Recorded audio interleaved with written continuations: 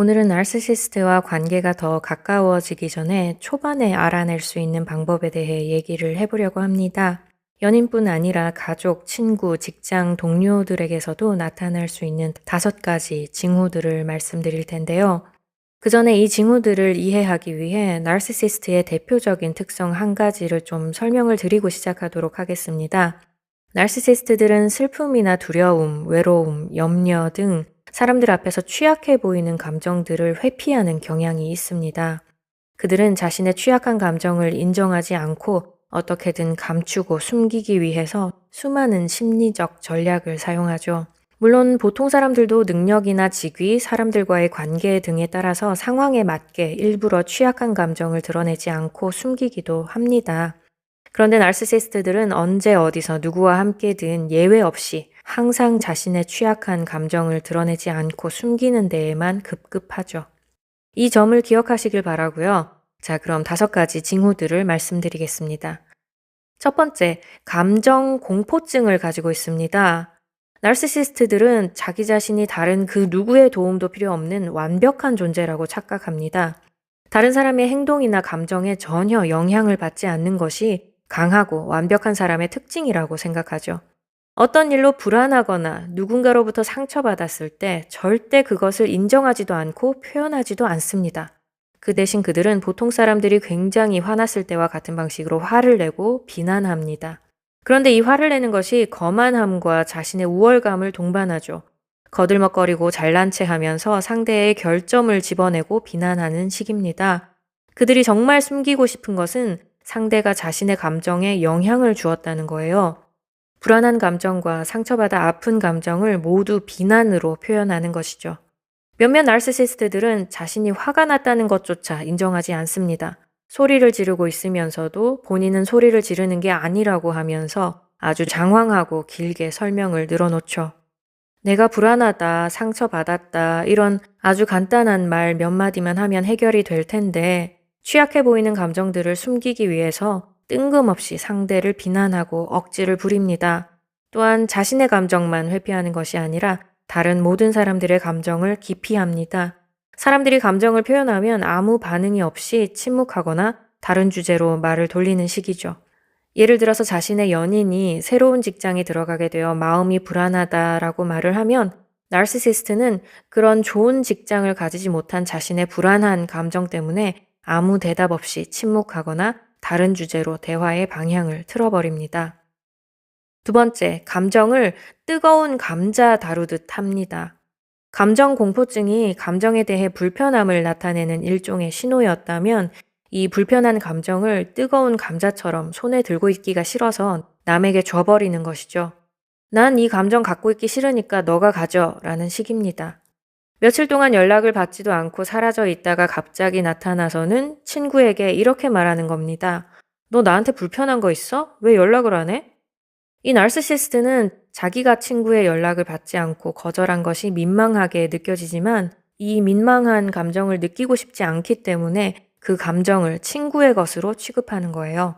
그 민망함이 자기 몫이 아니라 친구의 몫이라고 주장하기 위해서 자기한테 앙심을 품은 거냐라는 식으로 말하고는 사과해야 할 사람이 오히려 화를 내는 입장이 되는 겁니다.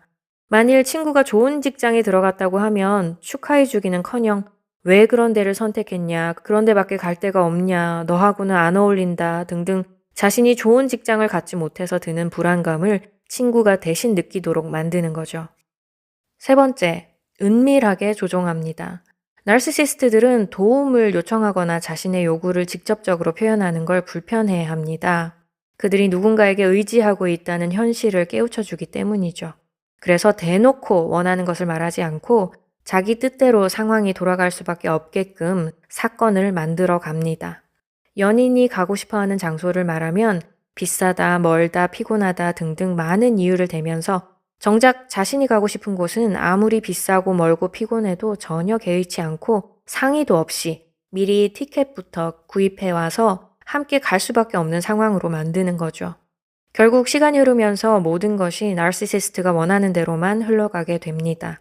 매우 느리게 점진적으로 조종이 이루어지기 때문에 상대가 어느 순간 정신을 차리고 보면 자신이 무엇을 원하고 있었는지는 다 잊어버린 채 매번 나르시시스트가 좋아하고 원하는 것들만을 선택하고 있는 자신을 발견하게 되죠.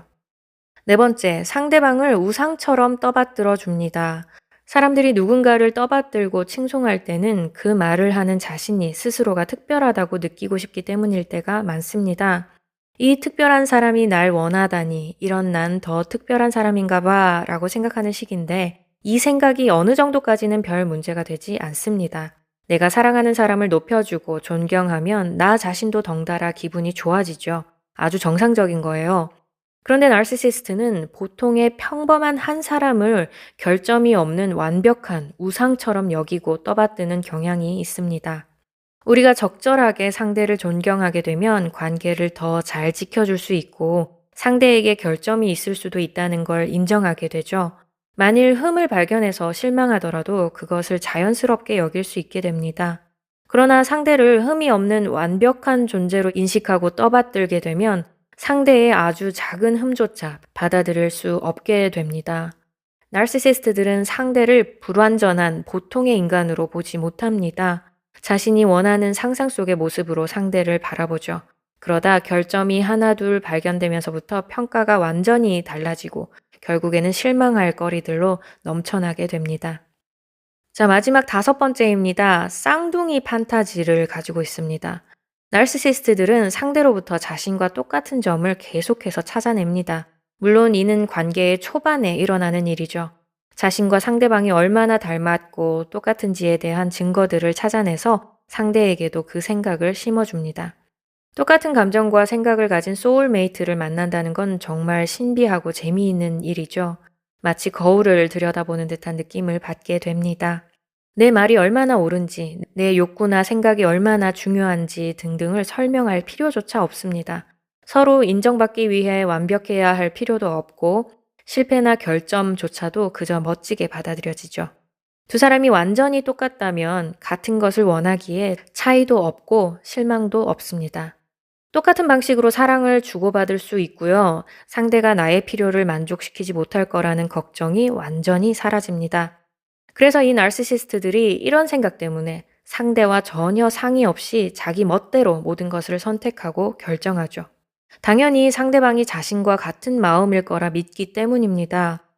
전율이 흐를 정도로 큰 행복감을 주는 데 비해서 이 쌍둥이 판타지는 그리 오래 유지되지 않습니다. 아무리 비슷한 일란성 쌍둥이라도 완전히 똑같을 수는 없는 일이거든요. 시간이 흐르고 차이가 드러남에 따라서 현실의 벽에 부딪히고 행복감은 찾아볼 수 없게 됩니다. 우리가 사실 살면서 사람들에게 상처를 아예 주지 않고 살아갈 수는 없죠. 서로 영향을 주고받으면서 실수를 할 수도 있고 또 때로는 컨디션이 안 좋거나 개인적으로 큰 문제에 닥쳤을 때에는 사람이 좀 더 예민해지기 때문에 별것 아닌 사소한 일로 화를 내기도 합니다. 그런데 마인드가 건강한 사람들은 사소한 일에 화를 냈다가도 다시 평온해지고 또 정신을 찾고 나면 아, 내가 실수했구나 하는 생각을 하고 잘못을 인정하며 그 대상에게 사과를 하는 것으로 일이 마무리되죠. 그렇지만 나르시시스트들은 자신의 잘못을 뉘우치거나 죄책감을 표현하는 능력이 없습니다. 자신의 민망함이나 죄의식을 상대방의 것으로 만들어버리고 말죠. 오늘 이 5가지 징후들을 잘 기억해 놓으시고 선택의 순간이 올 때마다 후회 없는 인간관계를 만들어 나가시기 바랍니다. 그럼 여러분의 모든 문제가 다 해결되기를 바라면서 저는 또 다음 영상에서 뵙도록 하겠습니다.